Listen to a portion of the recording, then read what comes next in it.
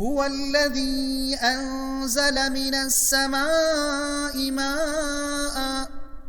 لكم منه شراب ومنه شجر فيه تسيمون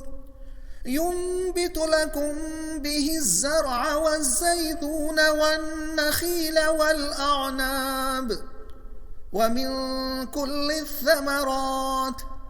إن في ذلك لآية لقوم يتفكرون وسخر لكم الليل والنهار والشمس والقمر والنجوم مسخرات بأمره إن في ذلك لآيات لقوم يعقلون وما ذرأ لكم في الأرض مختلفا ألوانه إن في ذلك لآية لقوم يذكرون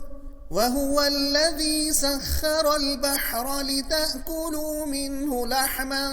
طريا وتستخرجوا منه حلية تلبسونها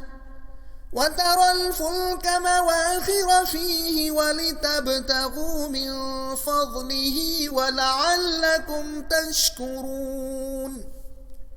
وألقى في الأرض رواسي أن تميد بكم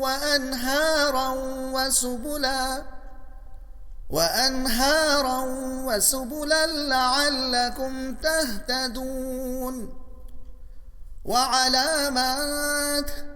وبالنجم هم يهتدون أفمن يخلق كمن لا يخلق أفلا تذكرون وإن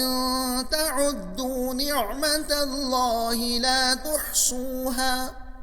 إن الله لغفور رحيم والله يعلم ما تسرون وما تعلنون والذين يدعون من دون الله لا يخلقون شيئا وهم يخلقون